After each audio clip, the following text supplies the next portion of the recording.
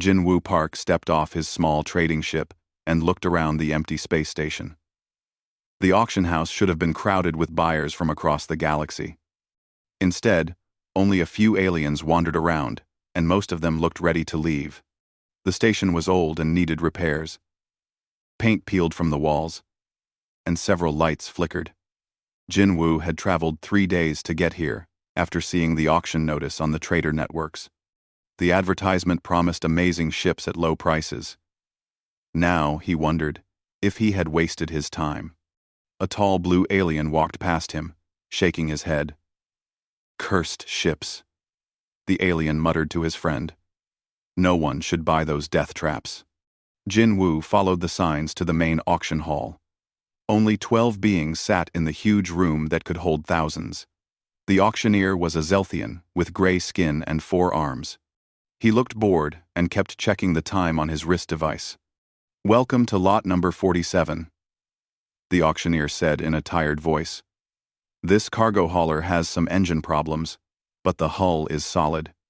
Do I hear 5,000 credits?" No one raised their hand. The auctioneer waited 10 seconds, then marked something on his tablet. No bids. Moving to lot 48. Jinwoo sat in the back and watched. Ship after ship went by with no buyers. These were vessels from the disappeared fleet. Ships that had vanished 50 years ago during something called the Great Silence.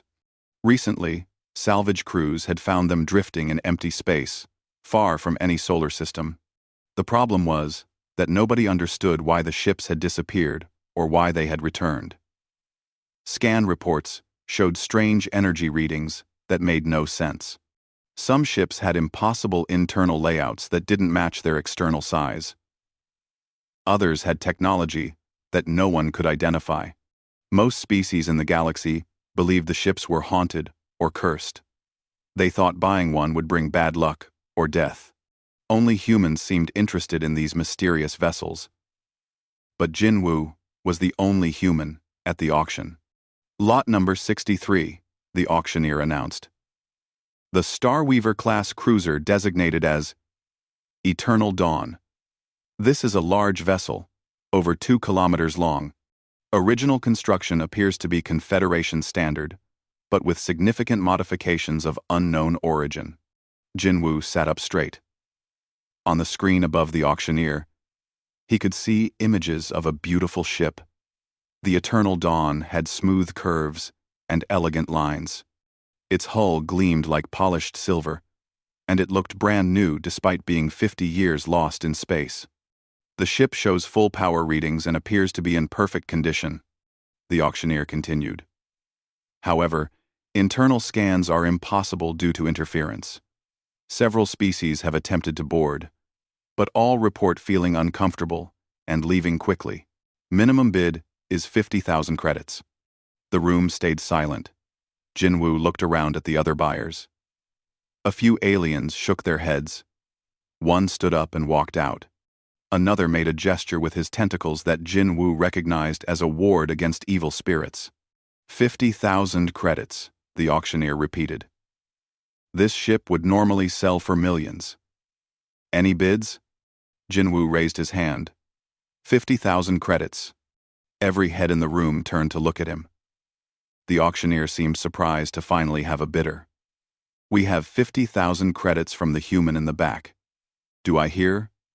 60,000? Silence filled the room. One alien laughed and said something to his friend in their own language. Jinwoo caught the word for stupid in the translation. 50,000 credits going once, the auctioneer said. He waited 30 seconds. Going twice. Another 30 seconds passed. Sold to the human bidder for 50,000 credits. After the auction ended, Jinwoo went to complete the paperwork. The station manager, a friendly Altarian with purple fur, processed the transaction quickly. "Are you sure about this purchase?" the manager asked. "I feel I should warn you that ship has a very bad reputation. 3 salvage crews found it, but none would claim it. They all said something felt wrong about it." "What kind of wrong?" Jinwoo asked. The manager shrugged with all four shoulders. They could not explain. The ship has power, life support works, and all systems show green. But the crews said they felt watched. Some reported hearing sounds that were not there. Others said the ship felt sad, like it was mourning something. Jin Woo signed the final papers. Maybe it just needs someone who will listen to it. The manager stared at him. Humans always say strange things like that. Your species buys things that should terrify you. You explore places others avoid. You try to understand, instead of running away. That is how we learn new things, Jinwoo replied. An hour later, Jinwoo piloted his small ship toward the eternal dawn. The cruiser hung in space like a sleeping giant. Its size amazed him. The ship was longer than some space stations he had visited. Yet it looked graceful, despite its massive bulk. As he approached the docking bay, Jinwoo felt a strange emotion. It was not fear or worry. Instead, he felt anticipation, like he was about to meet an old friend. Something about this ship called to him, though he could not explain why. The docking bay doors opened automatically when he approached. His ship's computer confirmed that the Eternal Dawn was scanning him with systems it could not identify. The scans felt gentle, almost curious. Jinwoo docked his ship and checked his equipment one more time. He had full environmental gear, emergency supplies, and communication devices. Whatever secrets this ship held, he was ready to discover them. Before leaving his ship, Jinwoo looked at the image of the Eternal Dawn on his screen one more time. Something about its design seemed familiar, though he was sure he had never seen it before. The feeling grew stronger as he prepared to step aboard. Maybe the other species were right to be afraid. Maybe this ship did hold dangers that could harm him. But Jinwoo had always believed that the greatest treasures were found in the places others feared to go. He opened the airlock and stepped into the unknown. Jinwoo stepped through the airlock and into the eternal dawn. The corridor beyond was well lit and clean. The air smelled fresh, and his scanner showed perfect atmospheric conditions. Everything seemed normal, but something felt strange. The hallway stretched ahead of him like a tunnel made of polished metal. Soft lights ran along the ceiling, casting a warm glow on everything. The design looked familiar. It reminded him of Galactic Confederation ships he had seen before. But as he walked forward, Jinwoo noticed small differences that made him uncomfortable. The door handles were positioned too low for most galactic species. The corridor curved in a way that felt natural to him, but would be awkward for tall aliens. Even the height of the ceiling seemed designed for beings about his size, not the variety of species that usually built starships. Jinwoo walked slowly, studying every detail. His footsteps echoed in the empty halls. The ship felt huge around him, like a city with no people. He checked his scanner frequently, but it still showed no life signs anywhere on the vessel. After 10 minutes of walking, he reached what appeared to be a main corridor intersection. Signs on the walls showed directions to different parts of the ship. Jinwoo could read them, which surprised him. The text was in standard galactic script, but underneath each sign was writing in symbols he did not recognize. Yet somehow, those strange symbols felt familiar too. He chose the path marked Command Center and continued exploring. Along the way, he passed doorways that led to empty rooms. Through the open doors, he could see crew quarters, recreational areas, and workspaces. Everything was clean and ready for use, as if the crew had just left for a short break. The command center was impressive. Dozens of control stations surrounded a central chair that faced a massive view screen. The layout reminded Jinwoo of human ship designs he had studied, but it was far more advanced than anything humans currently built. Jinwoo sat in the command chair and touched the main console. Lights came on immediately, and the view screen activated. He could see his own small ship docked in the bay, looking tiny compared to the Eternal Dawn's size. "Computer, respond," he said in Galactic Standard. Nothing happened. Jinwoo tried several more commands in different languages, but the ship's computer did not answer. Finally, He noticed a small panel next to the chair with symbols that matched the unknown writing he had seen on the corridor signs. He touched the panel, and suddenly, the entire command center came alive. Displays showed ship status, navigation data, and energy readings. A soft voice spoke from hidden speakers, but Jinwoo could not understand the language. It sounded almost like Galactic Standard, but different enough to confuse him. The main screen changed to show what appeared to be a computer interface. Jinwoo recognized some of the symbols, but others made no sense. He tried touching different sections of the screen, but most were locked behind security protocols. One section that he could access showed the ship's basic information. According to the display, the Eternal Dawn was much older than he had expected. The construction date showed it was over 200 years old. That was impossible. The galactic community had only existed for 150 years. Jinwoo spent the next hour trying to access more information. The computer seemed willing to show him basic ship functions, but all the important data was encrypted. The security system used mathematical patterns he had never seen before. As he studied the encryption, Jinwoo began to notice something interesting.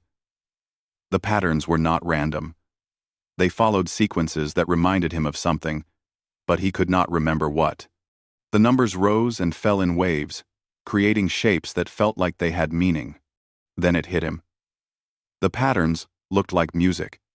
Specifically, they looked like the mathematical relationships found in Earth's classical music. Jinwoo had studied music theory as a child before becoming a trader. His grandmother had insisted that understanding music would help him understand mathematics and communication. He pulled out his personal tablet and loaded a music theory program. Using box compositions as a reference, Jinwoo began comparing the encryption patterns to musical sequences. The math was similar, but not exactly the same. It was like someone had taken Earth music theory and made it more complex. After 2 hours of work, Jinwoo found his first breakthrough. One encrypted file unlocked when he applied a pattern based on Bach's Brandenburg Concerto, No. 3.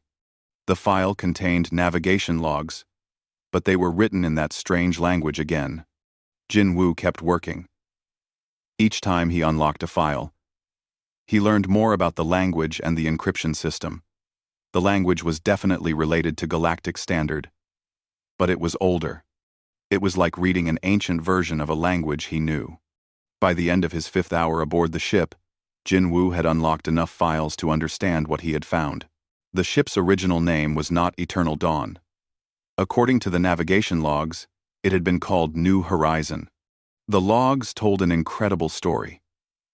New Horizon was a colony ship that had launched from Earth over 200 years ago, long before humans had made contact with the galactic community. The ship carried colonists who were searching for a new world to live on. Jinwoo sat back in the command chair and tried to process this information. If this was true, then humans had been traveling between stars much earlier than anyone knew. The technology on this ship was more advanced than current human vessels, which meant Earth's early colonists had been incredibly smart. But where were the colonists now? The ship was empty, but it was in perfect condition. Nothing appeared damaged or destroyed. It was like everyone had simply vanished. Jinwoo looked at the files he had unlocked and realized he had only accessed a tiny fraction of the ship's database. There were thousands more encrypted files waiting to be decoded. Each one might contain more pieces of this puzzle. As he prepared to continue his work, Jinwoo felt a strange sensation. For just a moment, it seemed like someone was watching him. He turned around, but the command center was still empty. His scanner showed no life signs. Still, the feeling remained. Somewhere in this ship, something was waiting for him to discover it. Jinwoo spent 3 more days unlocking files and exploring the ship. Each new discovery amazed him more than the last. The New Horizon was not just a colony ship. It was a masterpiece of engineering that had been traveling through space for over 150 years. The navigation logs showed that the colonists had left Earth during a time of great trouble.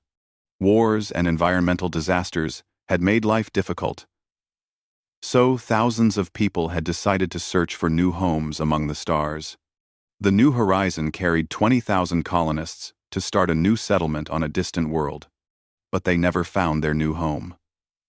The ship had visited dozens of star systems over several decades, but none of the planets were suitable for human life. Some were too hot or too cold. Others had poisonous atmospheres or dangerous radiation. A few had native life forms that would not welcome human settlers. As the years passed, the ship's resources began to run low. The colonists faced a terrible choice: return to Earth and admit failure, or continue searching until their supplies ran out completely. According to the logs, they chose a third option. The colonists decided to enter stasis sleep while their ship continued searching automatically. They trusted their advanced computer systems to find help or a solution while they slept. Jin Woo followed the navigation data deeper into the ship, looking for the stasis chambers. The logs mentioned sections he had not yet explored. Using the ship's internal transport system, he traveled to areas that his scanner had not been able to detect from the command center. What he found took his breath away. Hidden behind massive blast doors were sections of the ship that defied everything he understood about space vessel design. The corridors opened into enormous chambers that looked like city districts. Buildings rose several stories high, connected by bridges and walkways. Parks and gardens filled spaces between the structures. Though the plants were dormant now, Jin Woo walked through empty streets that could have existed on any human colony world. Streetlights illuminated his path, and signs pointed toward residential areas, schools, hospitals, and recreation centers.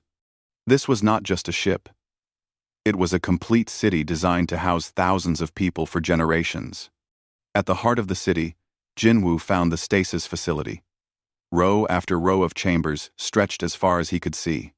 Each chamber contained a sleeping human, preserved in perfect condition by technology more advanced than anything the galactic community currently possessed. His scanner showed 200,000 life signs, 200,000 sleeping colonists who had been waiting for over a century for someone to wake them up. Men, women, and children from every part of Earth floated peacefully in their stasis pods, unaware that the galaxy they had left behind had changed completely. As Jin Woo stood among the sleeping multitudes, a voice spoke behind him. "You are not afraid of us." He spun around and saw a projection of a middle-aged Asian woman in simple clothes. Her image flickered slightly, marking her as a holographic artificial intelligence. "I am Hannah," she said with a gentle smile.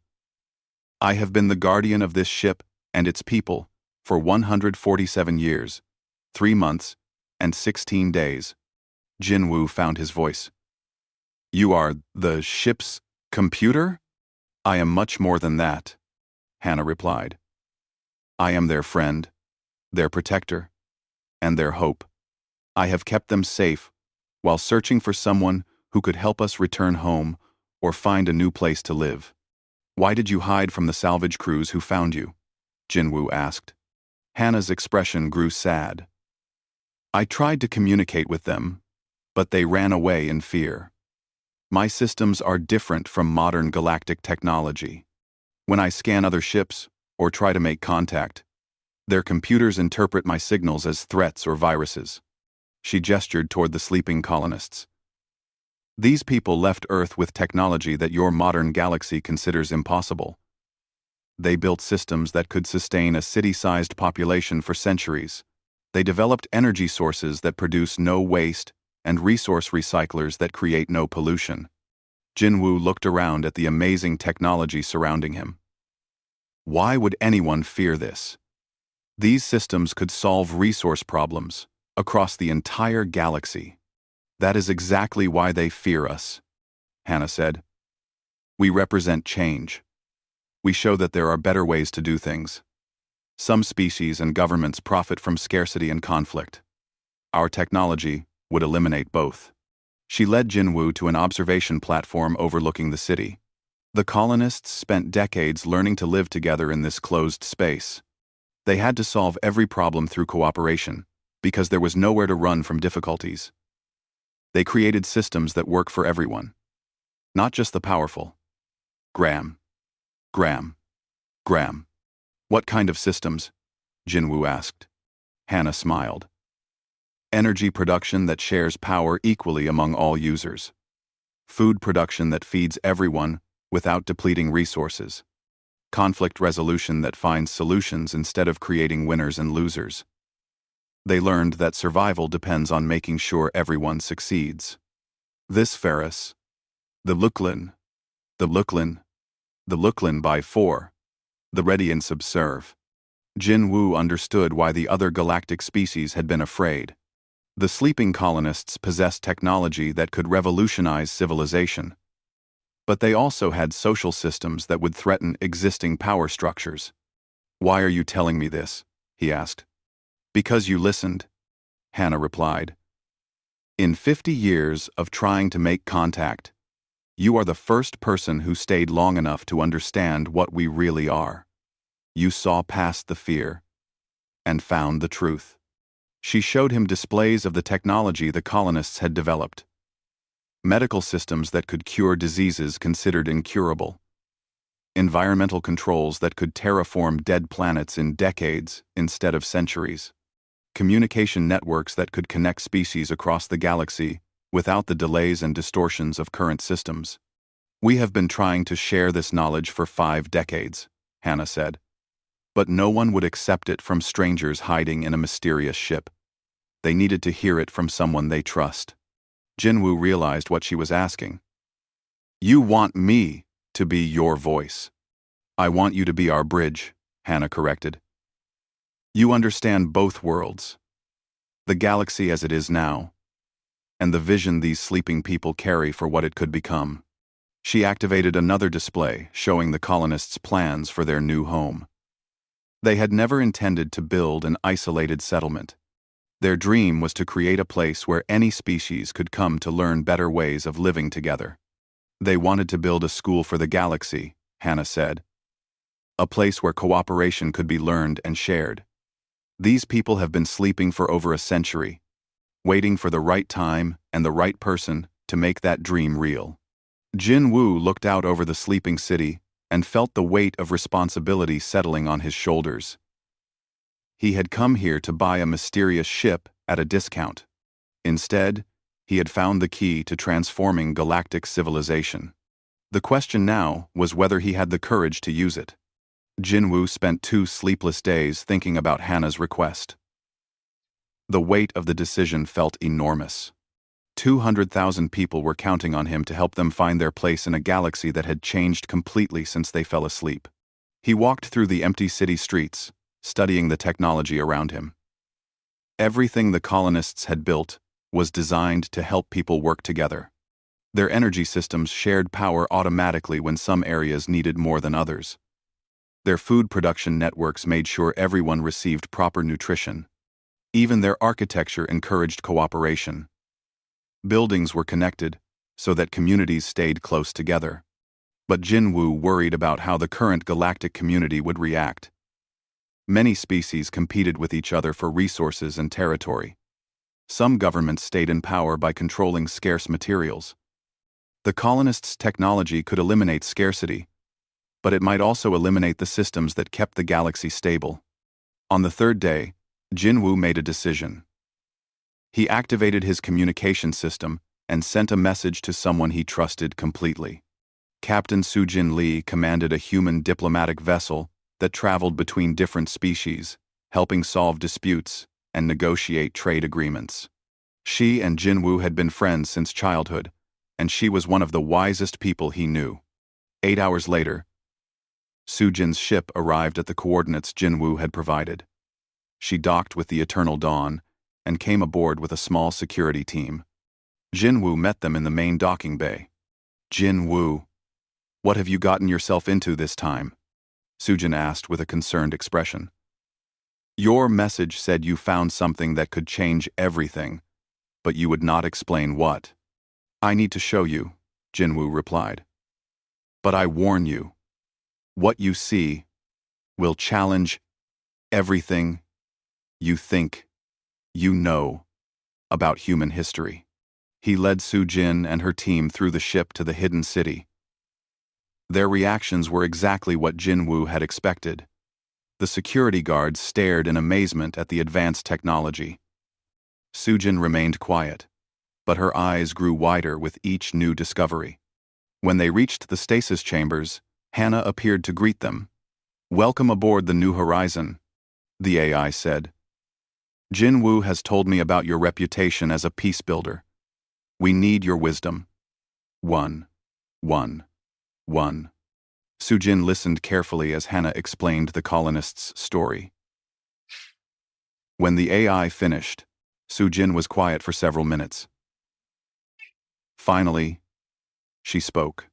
"This changes everything we know about human space exploration. But more importantly, it changes what might be possible for our future. The question is what we should do about it," Jin-woo said.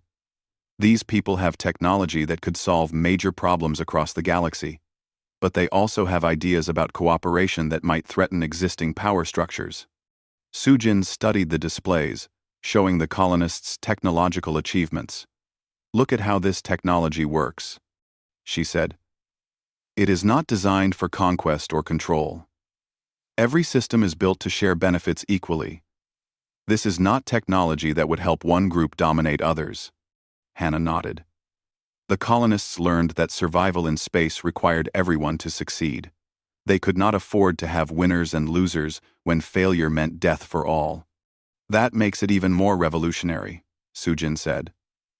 "Most galactic technology is designed to give advantages to whoever controls it. This technology only works when it is shared freely." Jin-woo realized that Su-jin was right.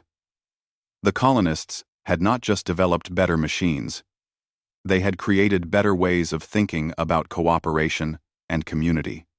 "We should wake them up," Jin-woo said, "but we need to do it carefully and gradually." Hannah agreed. "I recommend waking the Leadership Council first. They can help decide how to proceed with the rest of the colonists." Over the next week, Jin-woo and Su-jin worked with Hannah to revive 12 of the colony's leaders.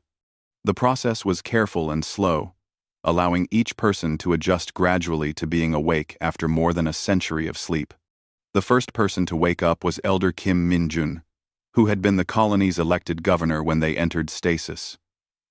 He was a man in his 70s with gentle eyes and a calm manner. After the medical systems confirmed he was healthy, Jin-woo and Su-jin explained what had happened during the colonists' long sleep. Kim Min-jun listened without interrupting as they described humanity's contact with alien species, the formation of the galactic community, and the current state of interspecies relations. When they finished, he asked thoughtful questions about how different species worked together and what problems they faced. "So humans are considered a young species in this galactic community?" Kim asked. "Yes," Su-jin replied. "We have only been members for about 30 years. Most other species see us as energetic, but inexperienced." Kim smiled. "That might work in our favor. No one will expect us to have solutions to problems they have been struggling with for centuries." As the other leaders woke up, they reacted with similar wisdom and curiosity. Dr. Park Hee-jin, the colony's chief scientist, was fascinated by the advances in galactic technology. Engineer Yoon Seung-ho wanted to know how their systems compared to modern designs. Teacher Song Mi-young asked about educational exchanges between species. All of them were excited to learn that humanity now lived among other intelligent species. They saw it as the fulfillment of their original dream, to find new communities in the stars. "We always hoped we would find others out here," said Kim Min-jun during a leadership meeting. "We just expected them to be human. This is so much better than what we dreamed." The leaders spent days discussing how to proceed. They studied current galactic politics and economics through the ship's database, which Hannah had updated using signals intercepted over the decades. They learned about resource conflicts, territorial disputes, and the various crises facing different species. Finally, Kim Min-jun called Jin-woo and Su-jin to a meeting with all the awakened leaders. "We have made our decision," Kim said. "We want to share everything we have learned with any species that wants it. Our technology, our social systems, our approaches to cooperation, all of it should be freely available." "Are you sure?" Jinwoo asked. "Some groups might try to use your technology for their own advantage." "Dr. Park," Heejin answered, "our technology only works when it is shared. Systems designed for cooperation cannot be used for domination. Anyone who tries will find that the technology stops working." Engineer Yoon added, "We built safeguards into everything. The more someone tries to hoard resources or exclude others, the less effective our systems become. It is like a built-in moral code," Teacher Song explained. "The technology encourages good behavior and discourages selfishness." Jinwoo felt a weight lifting from his shoulders. These people had thought through the same concerns that had kept him awake at night. They had solutions he had not even considered. "So we wake everyone up and share everything?" he asked. Kim Min-jun nodded. "We wake everyone up, and we turn this ship into what we always intended: a school for building better communities." News of the mysterious ghost ship that solved its own puzzle spread through the galaxy faster than Jinwoo had expected. Within weeks, every major news network was reporting the incredible story. A human trader had bought a cursed vessel at an empty auction and discovered 200,000 sleeping colonists with technology that could transform civilization. Requests for meetings poured in from governments, universities, and research organizations across the galaxy. Everyone wanted to learn about the advanced systems the colonists had developed. But more importantly, they wanted to understand how these humans had learned to live together so successfully for over a century in space. Jinwoo became famous overnight, but not for the reasons he had expected. People did not celebrate him for finding valuable technology or making a profitable purchase. Instead, they praised him for having the patience and curiosity to listen to a ship that others had dismissed as haunted. "The human did what none of us thought to do," said Chancellor Vex 9 of the Altarian Science Council during a galactic news interview. "While we ran from the unknown, he stayed to understand it. This teaches us something important about the value of curiosity over fear." The colonists woke up gradually over several months. Each group that emerged from stasis was amazed to learn about the galactic community that had formed while they slept. But they adapted quickly to their new reality, approaching it with the same cooperative spirit they had developed during their long journey. Elder Kim Min-jun and his leadership council established contact with the Galactic Assembly, the organization that helped coordinate relations between different species. They offered to share all their technology and knowledge freely with any species that wanted it. The response was overwhelming. The colonists' clean energy systems could end power shortages that had plagued several star systems for decades. Their resource recycling technology could eliminate waste problems that were causing environmental damage on many worlds. Their medical advances could treat diseases that had been considered incurable. But the real revolution was not technological, it was social. The colonists' methods for resolving conflicts and making group decisions proved invaluable for interspecies diplomacy. Techniques they had developed for solving problems in closed space systems worked perfectly for the closed system of galactic politics. Dr. Park Hee-jin established the first cooperative technology institute on the Eternal Dawn. Scientists from dozens of species came to study not just how the colonists' machines worked, but why they were designed to encourage sharing rather than hoarding. The principles behind the technology were as important as the technology itself. Teacher Song Mi-young created educational programs that taught cooperation skills to young people from across the galaxy. Her classes filled up immediately with students eager to learn how different species could work together more effectively. Engineer Yoon Sung-ho opened his workshops to anyone who wanted to understand how to build systems that benefited everyone. His most popular seminars focused on designing technology that became more effective when shared rather than monopolized. Within a year, Conflicts that had persisted for centuries began to find solutions. The Zephyrian Mining Consortium and the Altarian Agricultural Alliance ended a 50-year dispute over water rights by using colonist mediation techniques. Three species that had been fighting over energy-rich asteroids instead built shared collection systems that provided more resources than any of them could have extracted alone. Trade networks reformed around the colonists' principles of mutual benefit. Instead of zero-sum competitions where one side's gain meant another's loss, new agreements focused on creating value that all participants could share. Economic prosperity increased across the galaxy as cooperation replaced competition. But Jinwu received offers of wealth, titles, and positions that would have made him one of the most powerful people in the galaxy. The Galactic Assembly wanted to appoint him as the first human ambassador to the Colonial Integration Council. Several governments offered him leadership roles in their space exploration programs. To everyone's surprise, Jinwu declined all the official positions and most of the rewards. "I did not solve this mystery for personal gain," he said during a ceremony honoring the colonists. "I solved it because it needed to be solved. The real reward has been watching what happened afterward." The colonists understood his decision perfectly. They had always believed that the best rewards came from helping others succeed rather than accumulating personal advantages.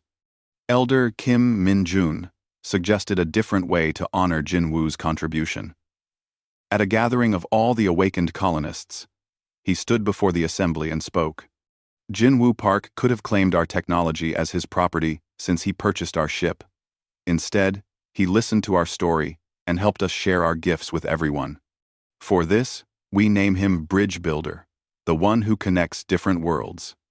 The title meant more to Jinwu than any official appointment could have. The colonists made him their permanent liaison to the galactic community, a role that let him continue exploring while helping solve problems between species. The Eternal Dawn, no longer hiding in empty space, became a traveling academy. The ship visited different star systems, teaching the colonists cooperation techniques to anyone who wanted to learn. Every species sent students and researchers to study aboard the floating city. Hannah, the ship's AI, found a new purpose as one of the galaxy's most respected mediators. Her centuries of experience managing a complex community made her uniquely qualified to help resolve disputes between species with very different ways of thinking. The irony was not lost on anyone that the ship originally called New Horizon had finally reached its destination.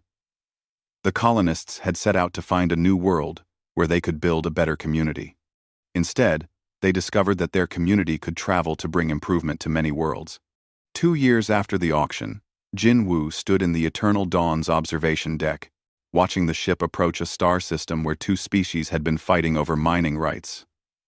The colonists' mediation team was prepared to help find a solution that would benefit both groups. Hannah appeared beside him, her projection more solid and lifelike than when they had first met. "Do you ever regret buying a ship at that empty auction?" she asked. Jinwu smiled. "I have been thinking about that auction. Maybe it was not really empty." "What do you mean?" "Maybe it was just waiting," Jinwu said.